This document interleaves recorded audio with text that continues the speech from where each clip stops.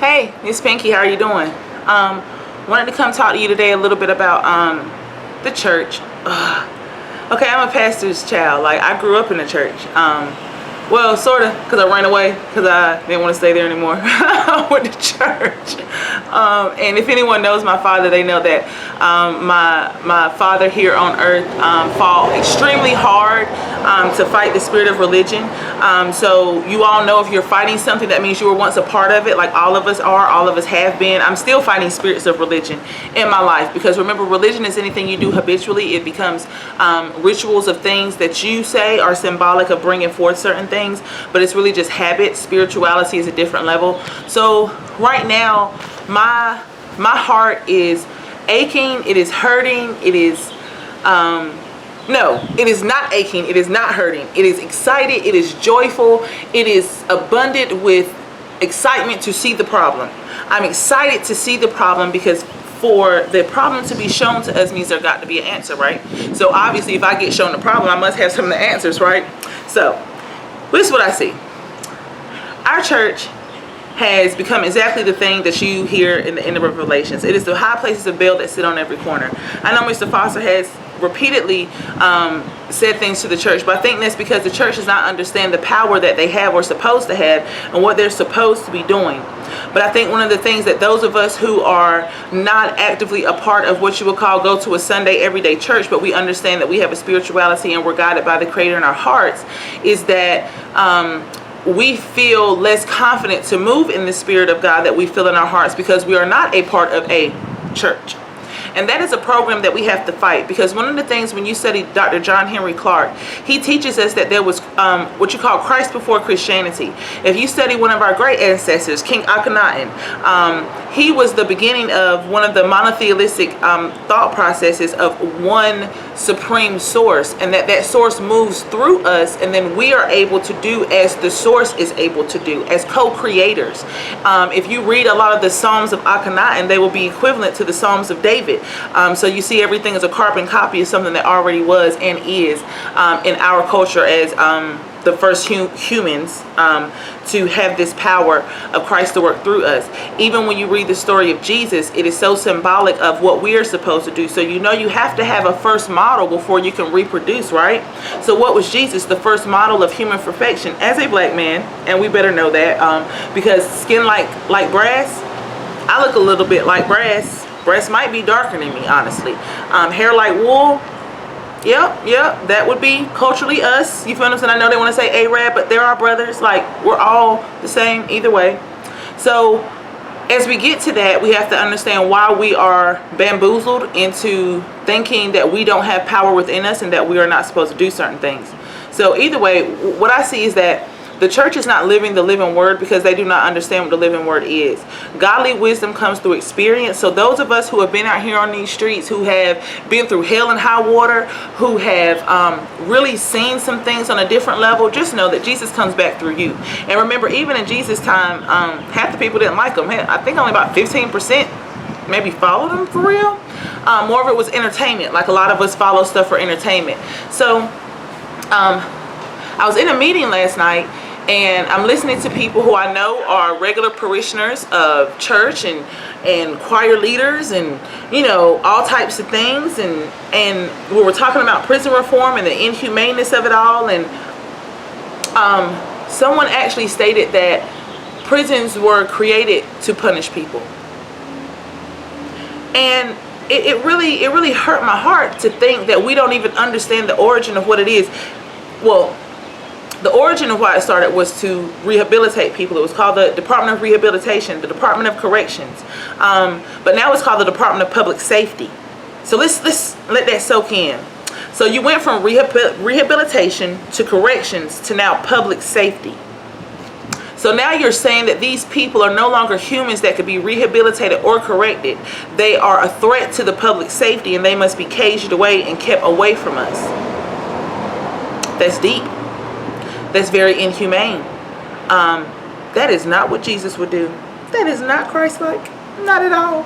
So how do all these people in church and with pastors and, I mean, just deacons deacons and elders and to tell you about Jesus all the time and tell you about the Bible or quote something on you, but then they're not actually living it, because they will be a part of creating laws that say that people are no longer humans.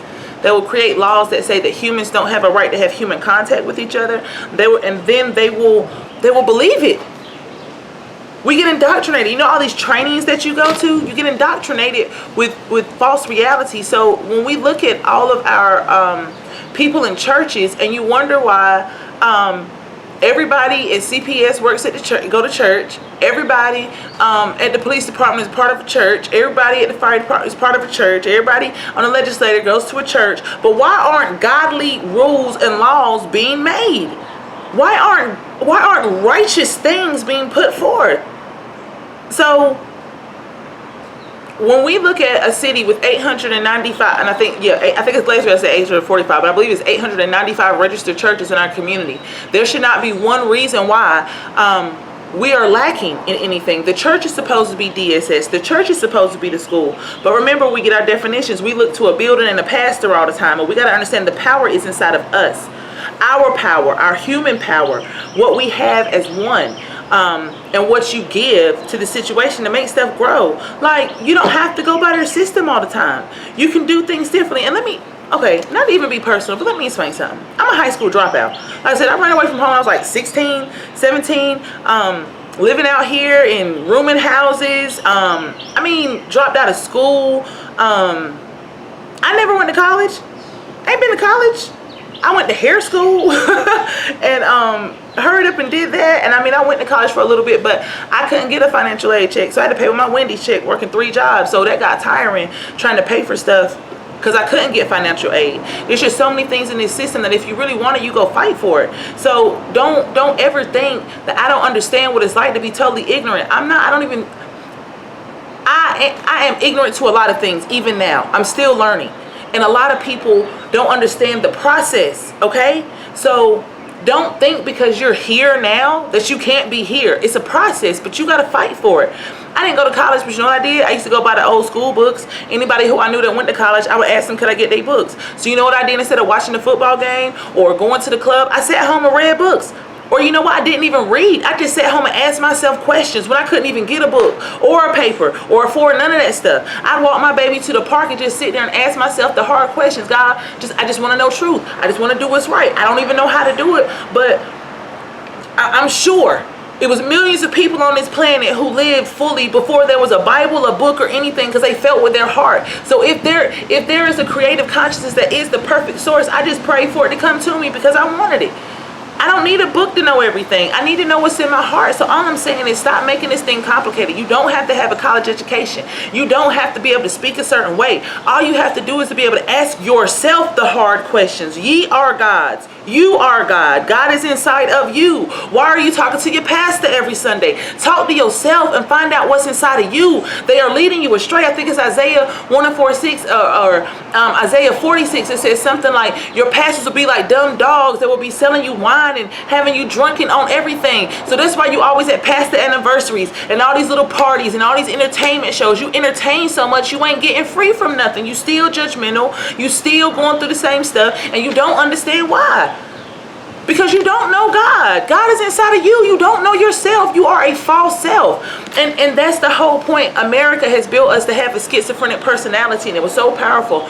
Miss Kristen Herron gave me a book that I was reading called Quiet, and it's about the evolution of extrovertism and introvertism in America. And what it talks about is how we went from a culture of character, which was serious, disciplined, honorable, ethics standpoint, to a culture of personality, and that happened with salesmen, big business, changing the culture. So the culture of character, we behaved in public how we behaved in private. You were that person all the time. People knew that that man do that to me and his mama. He the same person every day. He's fair. He has integrity. He's honorable. And people cared about their honor more than they cared about being nice, which is dumb, stupid, basic, and simple to someone. Okay?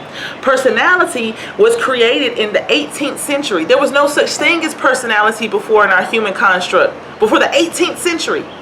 And then it was not widespread until the 20th century. So that's where you have your church personality. Oh, love you, sister. Love you with the love of the Lord. Well, who is the Lord? That word means something. It means perfect love. So I love you with perfect love. Do you really? Nah, because you're going to talk about her when you leave and never tell her what you had to say about her. That's not perfect love. My baby sister, if I talk about her, I'm going to tell her. Matter of fact, she probably know what I said before I said it, because we like that. You feel what I'm saying? There's no boundaries. You have your work personality and you have your home personality. That's how you should. Nah, you don't know my mama for real, because you 3 different people all the time. Because you have to be to fit in. When you have to fit in, that means you have to squeeze, rotate, and conform yourself to be a part of something. When you belong, you just be there. You just are. So look what we do. We no longer belong. We fit in. So everywhere I go, I'm a different person to fit in with whoever I'm talking to right now. That's not cool. And what created that? Big business. Being a salesperson. Because what do I have to do? I have to sell you something. So when you start looking at the early 1900s, which is when I'm telling you, Satan said that's when he took over in the Industrial Revolution. Read your Bibles. It tells you that, okay? It tells you this. So in the early 1900s, well, who was Satan the king of? Merchandising. And what is Satan? Seeing anything as negative, okay? That's what I say Satan is, because it's the energy. I'm not looking for a little red devil. Either way, so when you're looking at seeing anything as negative, what do people selling you stuff do? They make you see yourself as negative and you need these things to be positive. So now you're focused on things. Now that you got to have things, I can use the root and the power of money to control you, because you never see your human worth or the human worth of the person next to you, because you're stuck in being merchandise. You're being sold and bought all the time by these salesmen. So understand, when salesmanship started in the early 1900s, they started to brainwash the culture into having false personalities and to losing their sense of character.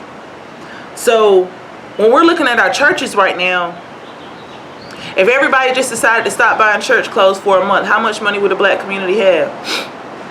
I know suits that cost daggone $500. So I'm just saying, let's just say we wore jeans and t-shirts to church for a month, every church in Goldsboro, because it's 895 of them. Let's just say one person go to every church, and one person don't buy church clothes and church hats and church accessories for a whole month.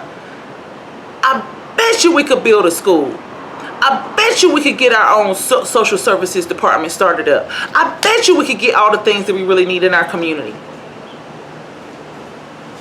So I'm just saying, I don't know the exact scripture, but I do know that, you remember in the Bible it tells you at the end that the beast that destroys the whole world is going to be a woman riding it. And that woman is religion. Just saying, get out your religion. Your job has become a religion. Your work has become your worship. And if you working for Satan, who you worshiping for real? Because you go there more than you go to church on Sunday. Alright, I love y'all. Hallelujah.